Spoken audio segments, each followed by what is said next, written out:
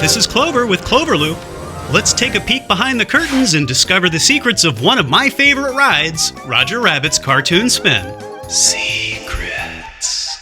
Let's take a look at some Disney fan favorite secrets about this unique spin on a Disney dark ride attraction.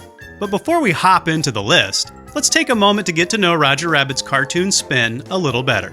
At approximately 3 minutes long, Roger Rabbit's Cartoon Spin isn't the most lengthy Disney attraction, but this ride is positively packed with a plethora of props, so don't blink or you'll miss some of the good stuff.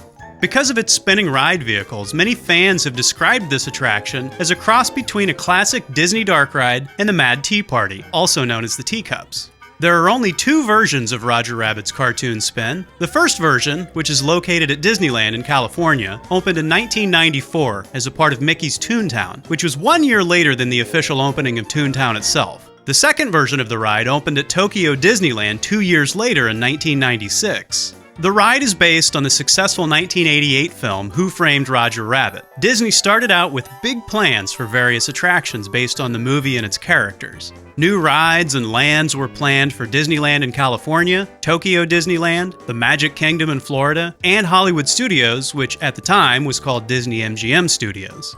One of the original ride concepts was named Baby Herman's Runaway Baby Buggy. But Disney's ambitions were scaled back in response to the financial problems happening at the Euro Disney Resort in the early 90s. So many of the existing concepts were combined to form a new land called Mickey's Toontown. Okay, now that we have a little background on Roger Rabbit's Cartoon Spin, let's get to the list. Don't skip the line.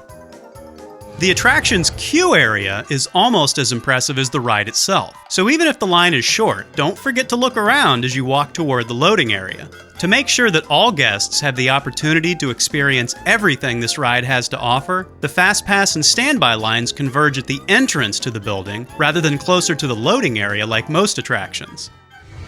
Lenny and Benny, cab cousins.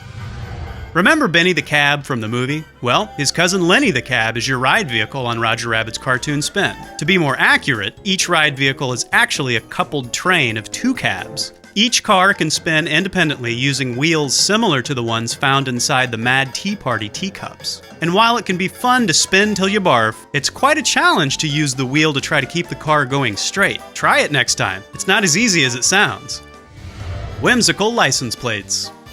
Near the ride's entrance, take a look at the walls, and you might notice a couple of different collections of hanging license plates. Each one contains a secret Disney-themed message. Some of them, like 3LILPIGS, are pretty obvious, but others are a little more tricky. Can you figure them all out? If so, leave a comment below. Missing magic feather. As you move through the line, keep an eye open for a bulletin board. On it, you'll see a flyer for a lost magic feather that lists contact information for Dumbo and Timothy Q. Mouse, the 2 main characters from the classic Disney animated film. Ink and Paint Club.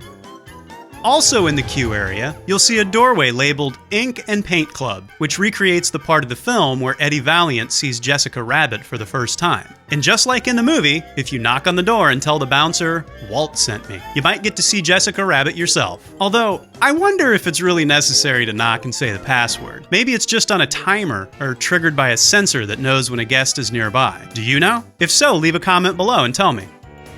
Baby Herman's wallpaper. Speaking of Jessica Rabbit, take a look through Baby Herman's window, also located along the attraction's line. He must like the way she's drawn because her silhouette creates the pattern on his office wallpaper. Horace the Racehorse. After you finish looking at Baby Herman's wallpaper, look at the race form that he's holding in his hand. It says, "Horace wins again," which is a reference to an animated Disney character named Horace Horsecollar, who was popular in Disney's animated shorts during the early 1930s. The very cool portable hole. The most convincing effect of the whole ride is achieved through the clever use of mirrors and paint. Near the end of the ride, Roger Rabbit himself helps you escape the dip-wielding weasels by holding up a portable hole. As your ride vehicle enters the portable hole, which appears to be hovering several feet away from the wall, Roger pushes the hole forward. In his book, Theme Park Design and the Art of Themed Entertainment, Author David Younger explains, the effect is achieved by locating a mirror along the side of the rectangular tunnel the guest actually travels through, with the mouth of the tunnel being surrounded by the round black hole. This physical structure can therefore be pushed against the wall by Roger. The mirror then reflects the wall of the room, carefully designed to be repeating in the mirror image. So that's 8 things that maybe you didn't know about Roger Rabbit's cartoon spin. Did I get anything wrong? Did I leave anything out? My favorite part of the ride is when the scenery turns sideways and it looks like you're falling from a tall building. It's not an especially convincing illusion, but I give it extra points for silliness. What's your favorite part of the ride? Let me know in the comments below.